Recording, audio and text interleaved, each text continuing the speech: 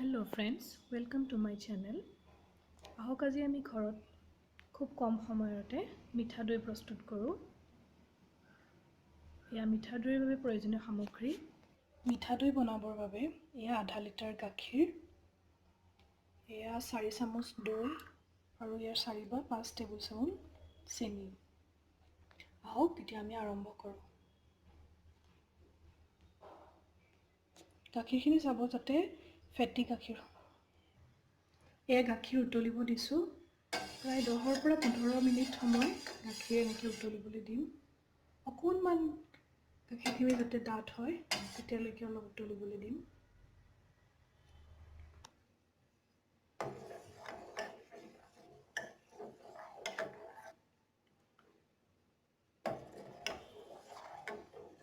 এনেদৰে লৰাই থাকিব খুব কম গেছত।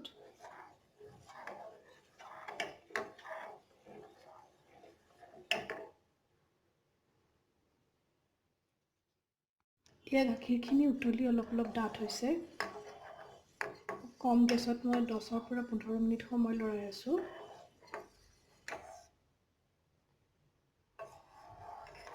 আৰু 2 মিনিটমান সময় মই এনেকৈ উতলিবলৈ দিম।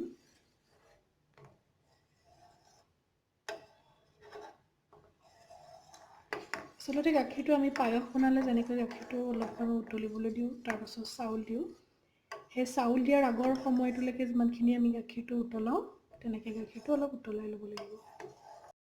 এতিয়া মোৰ অলমষ্ট হৈছে, আৰু 2-3 মিনিটমান উতলাই লওঁ।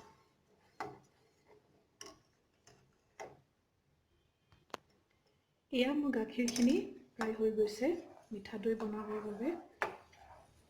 এতিয়া মই গাখীৰখিনি নমাই থৈ অলপ ঠাণ্ডা হ'বলৈ দিম, আৰু ইয়াৰ লগতে মই চেনিখিনি কেৰামেলাইজ কৰিবলৈ দি দিম। চেনি মই আপোনালোকক যিমানখিনি দেখাইছিলোঁ তাৰ আধা চেনি মই কেৰামেলাইজ কৰিম আৰু আধা ইয়াত দিম। প্ৰথম চেনিখিনি আধা চেনি ইয়াত দি লৈছোঁ।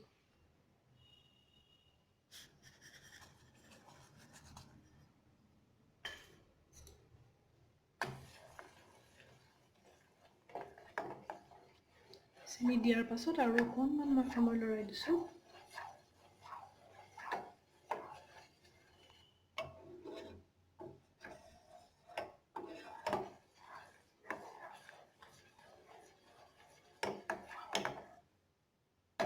এয়া চেনিখিনি গলি গৈছে।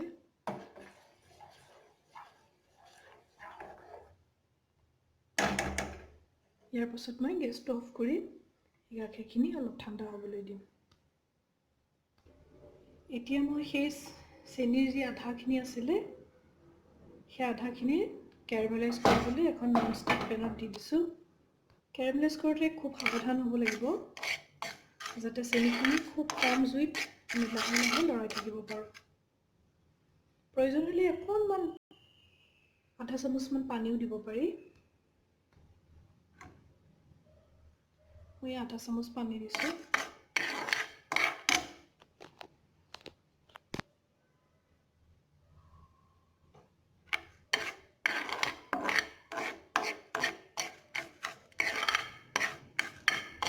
এনেকৈ অলপ সময় লৰাই থাকিব লাগিব। গেছটো অকণমান বঢ়াই দিছোঁ।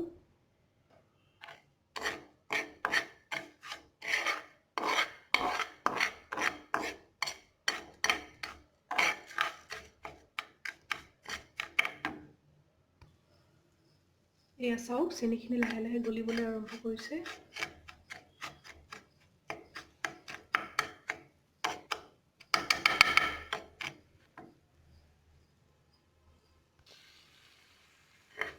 চেনিখিনি গলি গৈছে এয়া।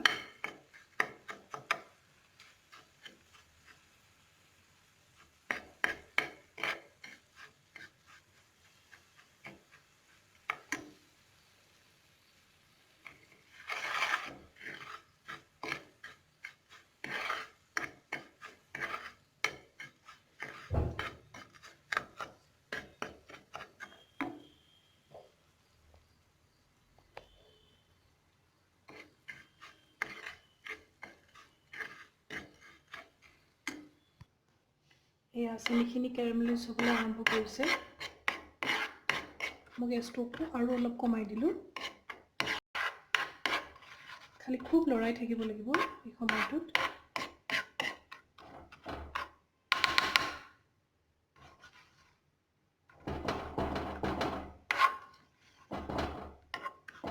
কালাৰটো চেঞ্জ হ'বলৈ আৰম্ভ কৰিছে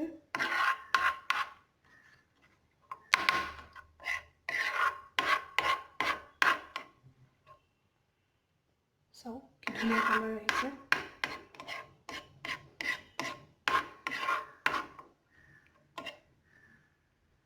আৰু অকণমান মই গাঢ় হ'বলৈ দিম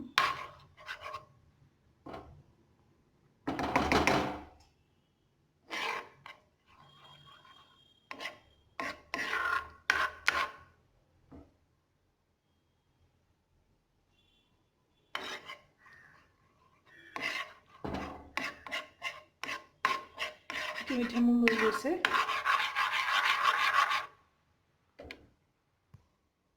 এতিয়া মই লাহে লাহে 1-2 চামুচকৈ ইয়াত মিলাই থাকিম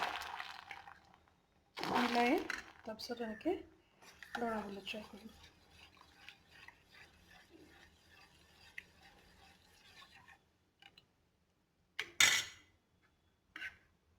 অলপ দিছোঁ এনেকৈ খুব সাৱধানে এইটো কাম কৰিব লাগে চেনিটো হাতত কেনেকৈ পৰিব পাৰে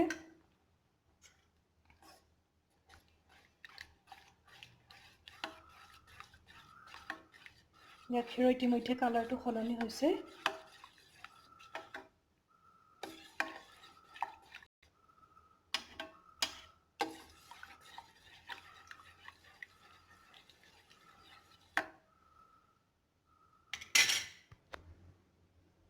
এনেদৰে মই বহুত সময় লৰাই থাকিম চাওক গাখীৰৰ কালাৰটো কি ধুনীয়া আহিছে মিঠাদৈৰ যিটো কালাৰ হয় আচলতে সেই কালাৰটো অলৰেডি আহিছে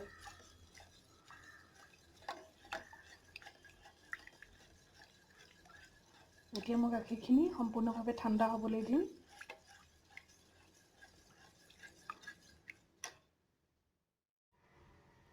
এয়া মোৰ গাখীৰখিনি ঠাণ্ডা হৈছে এতিয়া মই ইয়াত ৰাখি থোৱা দৈখিনি মিলাই দিম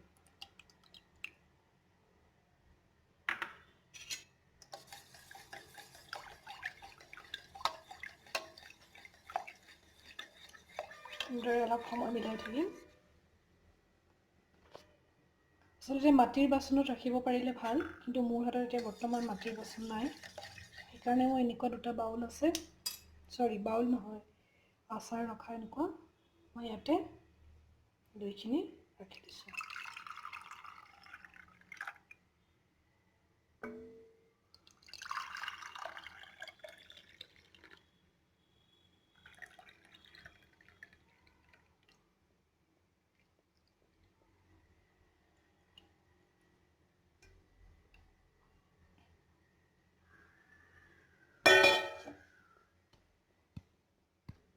আপোনালোকৰ হাতত যদি মাটিৰ বাচন আছে তেন্তে মাটিৰ বাচনত ৰাখিব তাত এলুমিনিয়াম ফইল দি ওপৰটো এনেকৈ ঢাকি দিব মই ইয়াত এনেকৈ ৰাখিছোঁ এতিয়া 7 পৰা 8 ঘণ্টা সময় মই এইটো এনেদৰে ৰাখি দিম